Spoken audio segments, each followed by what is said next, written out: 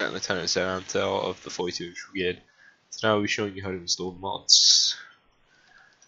Simply, you would open up your Arma 3 sync from here. That means opening myself.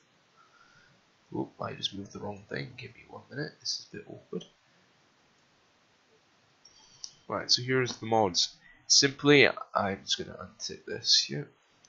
Go to repositories. You then put in the repo link to the 7th Brigade.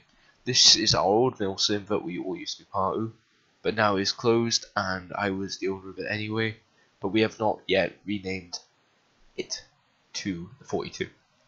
So when it is opened, you will check the files. When the files are checked, you then select all. As you can see, my TF, I use a different version of TFR for my project life. So you select all and click the download button, and this will download them all. So after you've downloaded them all, for the sake of it, right, to add anything else like SD HUD or anything like that, you would right click this, duplicate. Then you would duplicate it. This is already duplicated. So when you right click duplicate, you would rename it, for example, to mods. Then you've got the same mod list here. Right. When you watch this video, Ace won't be in this mod pack, nor would the train file be in the mod pack. This is for the reason of it not working and making errors. Simply what you would do then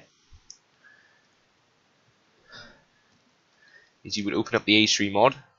There will be a link to the version we use, and from there you would click this. You would download the version of Ace that you require, as listed here.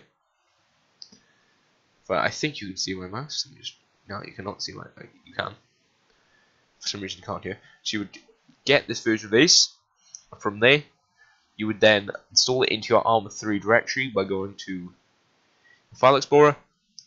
I've already bookmarked my common, but you would go to Operating System, Programs, there, Steam Apps, Common, Arma 3, and then you would have all your mods. And as you can see, this is not what yours would look like if you never installed mods. You would simply then drag. Should I have got a mod here? Nope, I have not got a mod. So simply what you would do then, you would drag. You open up in WinRAR. You would grab the folder, like you would normally do, like installing a program, and you would drag it in here. Simply, from here then, you would go in here, refresh, open that back up. You would find, for example, Ace, grab it, and drag it in. And then it would be here. Same with CBA, and same with RHS or anything else that you need to add on top.